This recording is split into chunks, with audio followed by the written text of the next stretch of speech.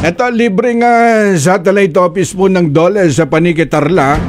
Ibinigay po ni Mayor Max Rojas. Alamin natin kay Kuyang Jude Briones. Target on air. Live report. Kuyang Jude. Live report.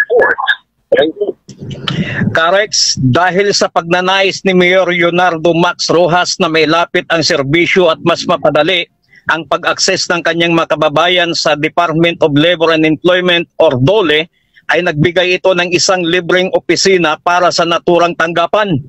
Nito lamang mga nakarang araw ay formal nang binuksan ang satellite office ng DOLE sa bayan ng Panique, Tarlac na dinaluhan mismo ni na Mayor Max Rojas, Vice Mayor Ida Bien Rojas, mga opisyal ng DOLE mula sa nasyonal, regional at provincial, mga barangay kapitan, konsehal ng bayan at mga grupo ng kababaihan mula sa naturang bayan.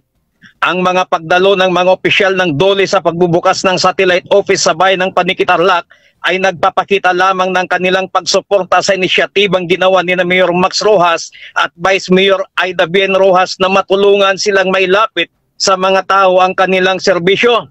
Ang bagong bukas na opisina ng DOLE sa bayan ng Panique, Tarlac ay magsisilbing satellite office sa unang distrito ng Tarlac at kauna-unahang satellite office sa buong 3 distrito sa lalawigan ng Tarlac. Kaya naman labis-labis ang pasasalamat ng mga opisyal ng DOLE kina Mayor Max Rojas at Vice Mayor Bien Rojas sa kanilang inisyatiba na pagbibigay sa kanila ng isang libreng opisina na nagpapatunay ng kanilang pagmamahal at malasakit sa kanilang mga kababayan.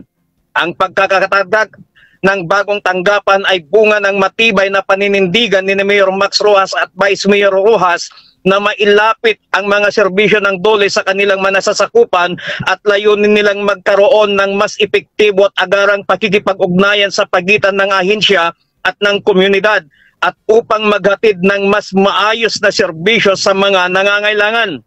Magtatapos ang 3 termino ni Mayor Max Rojas bilang alkalde ng bayan ng Panique, Tarlac at kasalukuyang tumatakbo bilang gobernador ng lalawigan ng Tarlac, at ang anak naman nitong si Vice Mayor Bien Rojas ay tumatakbo ding kandidato bilang mayor ng naturang bayan.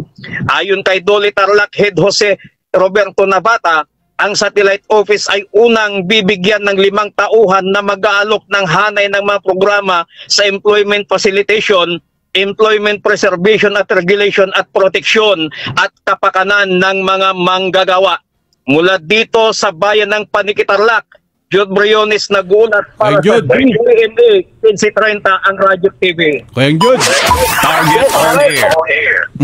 At kamusta naman yung magiging labanan dyan sa Tarlac sa pagka-gobernador? Ay, ito po ang kaabang-abang, Karex, dito sa lalawigan ng Tarlac dahil talaga nga napakainit po ang labanan. At itong si Mayor Max Rojas nga ay bagamat hindi kilala ng mga ilang bayan ng personal, naririnig lamang ang kanyang pangalan, pero sa tuwing siya ay bumababa sa mga iba't ibang barangay, iba't ibang bayan dito sa lalawigan ng Tarlac, ay parang artista, Karex, na tinitilian, sumisigaw ang mga tao. At ang mga tao ay nananabik ng pagbabago, Karex.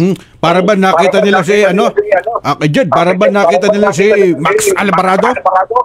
Oo, Karex, parang nakita talaga nila. Tama ba kaya binansagan siyang Max Rojas dahil hawig siya kay Max Alvarado nung araw? Galing kay yung kanyang palayaw na Max, Karex, ay galing sa pangalan ni Max Alvarado. Ayun.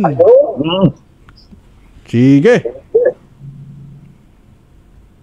Okay, Karex, mula dito sa bayan ng Panique, Tarlac, Jude Briones nag-uulat para sa DZMA 1530 ang Radyo TV.